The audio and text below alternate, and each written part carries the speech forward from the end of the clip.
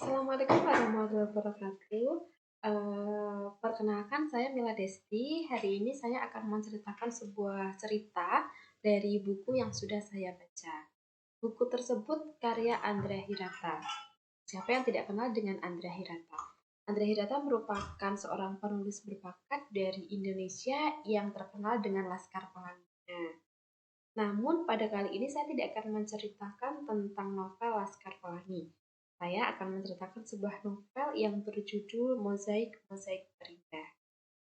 Sekedar informasi saja, Mozaik-Mozaik Terindah ini bukan novel yang dari awal sampai akhir ceritanya bersambung, melainkan Mozaik-Mozaik Terindah adalah buku dari Andrea Hirata yang diambil dari bab-bab buku yang terdahulu. Contohnya, misalkan di bab 1, ini Andrea Hirata mengambil dari Laskar Pelangi. Kemudian di bab kedua, Andrea Hirata mengambil dari Sang Pemimpi, dan begitu seterusnya. Saya akan memperlihatkan cover dari Mozaik-Mozaik Terindah, yaitu seperti ini, teman-teman. Jadi bisa digambarkan, diperlihatkan, ini ada dua anak yang memakai baju yang lusuh ya, kalau dilihat ini. Namun mereka memandang ke atas. Saya ibaratkan bahwa mereka ini sedang memandang langit yang dianalogikan sebagai masa depan. Bahwa masa depan itu luas dan tidak terprediksi. Begitu.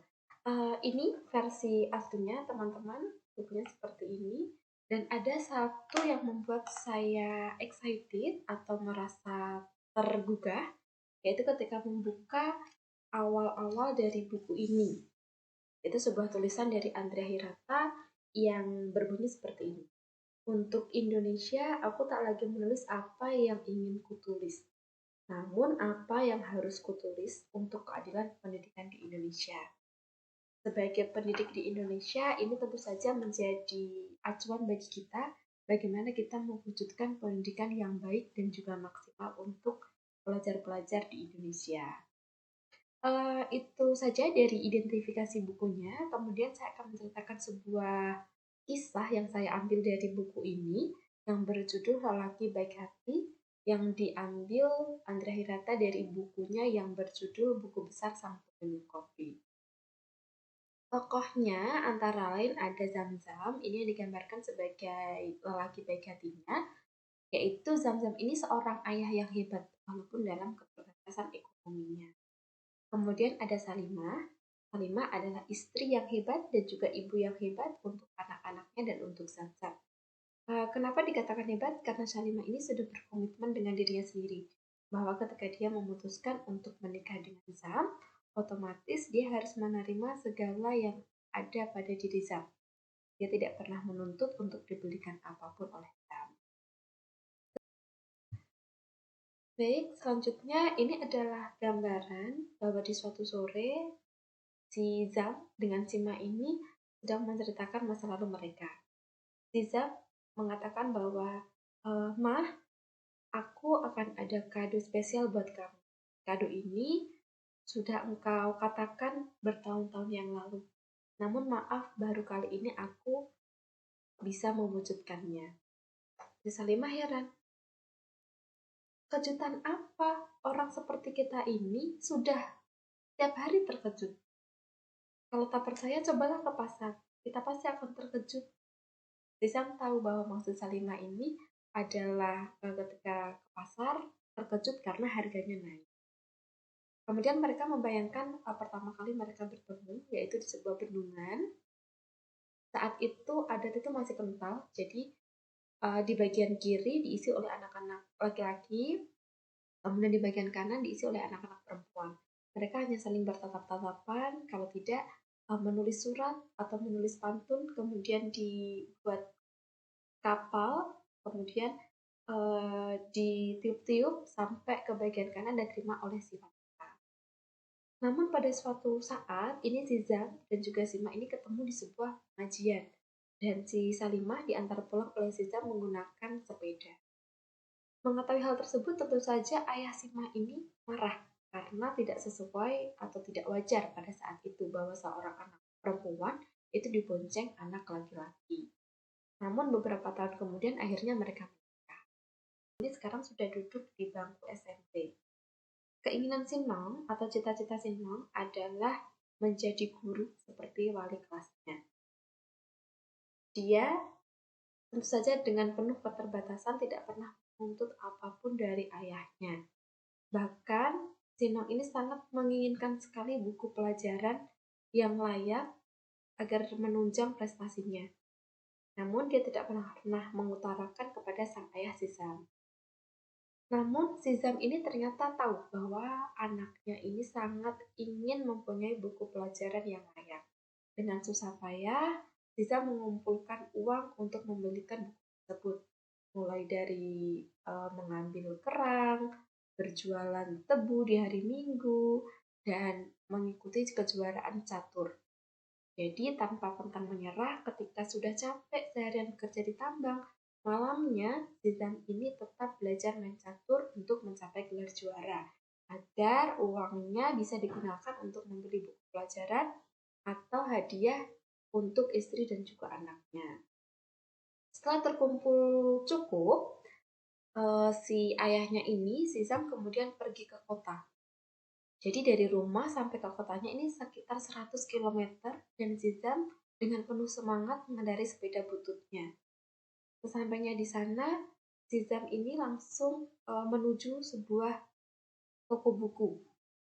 Kemudian si penjual toko bukunya ini tanya, untuk siapa kira-kira Pak bukunya? Karena penjualnya ini heran melihat Zidane ini sepertinya bahagia sekali melihat buku-buku pelajaran tersebut. Oh, ini untuk anak saya sudah lama menginginkan buku pelajaran ini. Untuk anak perempuan saya. Oh, kalau misalkan untuk anak perempuan, biasanya ini sukanya dibungkus, Pak. Dibungkus pakai kertas kado, pasti anak perempuan Bapak lebih senang. Begitu. Oh, begitu ya. Kemudian si Zam ini mencari kertas kado, kemudian sampai di sana mereka berdua membungkus kado tersebut. Tak lupa, si Zam ini menuliskan sebuah surat kepada Sinong. Dan tulisannya seperti ini surat. Buku ini untuk anak Nong. Semoga bisa menggapai cita-cita untuk menjadi guru seperti Ibu Nizam. Kejarlah cita-citamu Nong, jangan pernah menyerah. Itulah surat yang dituliskan si ayah untuk anaknya melalui kado buku pelajaran. Tak hanya kepada si Nong, Zam ini akan memberikan kado juga kepada istrinya si Salimah. Kado tersebut ternyata adalah sebuah sepeda. Si Salimah ini sudah lama menginginkan sepeda karena dia sudah berpikir kalau misalkan anak kita lahir si bungsu ini pasti kita akan repot kalau membawa anak kita semuanya karena memang sudah menjadi kebiasaan bahwa keluarga ini tuh sering pergi ke pasar malam. Jadi dia bingung, nanti kalau misalkan anaknya sudah lahir, jadi bagaimana hanya ada 2 sepeda saja? Bagaimana membawa anak-anak ini pergi ke pasar malam? Gitu. Masih bingung dengan hadiah yang dikirimkan oleh Zam, karena si Zam ini ketika hadiahnya datang masih bekerja di tambang. Tiba-tiba ada tetangga si Mah yang juga teman satu kerjaan dengan si Zam ini yang bernama Surudin. Surudin lari dengan kencang, kemudian tiba-tiba menuju ke rumah si Mah. Si Salimah heran. Si Salimah kaget, tidak berkata apa-apa, kemudian si Surudin mengatakan bahwa di tambang itu sedang terjadi tanah longsor, dan si Zam ikut tertimbun bersama tanah-tanah basah tersebut. Tanpa berpikir panjang, si Salimah ini mengambil sepeda tersebut kemudian menuju ke tambang. Sampainya di tambang, sudah ada banyak orang yaitu pekerja tambang tersebut ataupun penduduk-penduduk yang lain yang membantu untuk mengeluarkan Zam dari tumpukan tanah basah. Zam tanpa berpikir panjang langsung ikut membantu untuk mengeluarkan Zam. Tak peduli dengan tangannya yang terluka, kuku-kukunya yang terluka, dia tetap mengeruk tanah-tanah tersebut, mengeluarkan Zam dari tanah basah yang sudah menguburnya. Dalam hatinya, si Mah ini berdoa, semoga Zam ditemukan dengan keadaan tengkurap.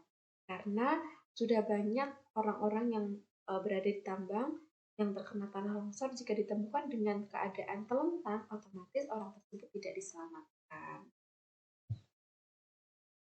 Beginilah kira-kira ilustrasi dari tanah longsor tersebut yang berada, Zam berada di bawah tanah yang basah-basah tersebut.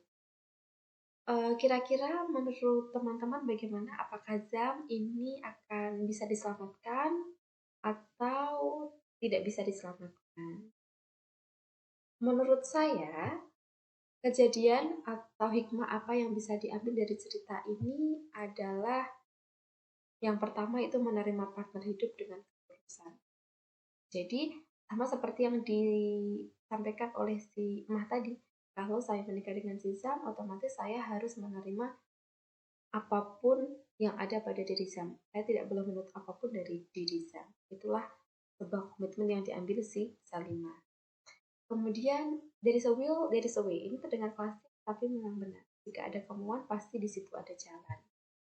Dan yang ketiga, takdir itu tidak selalu seperti yang kita harapkan. Jadi kita harus bersiap dengan segala kemungkinan. Saya menunggu respon dari teman-teman. Seperti yang tadi, apakah menurut teman-teman si Zam ini nantinya bisa diselamatkan atau tidak? Jadi mereka apakah bisa menuju ke pasar malam dengan sepeda barunya, ataukah sepeda barunya ini akan menjadi kenangan terakhir dari Zam untuk Salima dan anak-anaknya? Saya minta teman-teman untuk menuliskan jawabannya di scan barcode berikut ini, kemudian diketik jawabannya. Begitu teman-teman, terima kasih untuk waktunya. Maaf kalau misalkan ada salah-salah. Terima kasih. Wassalamualaikum warahmatullahi wabarakatuh.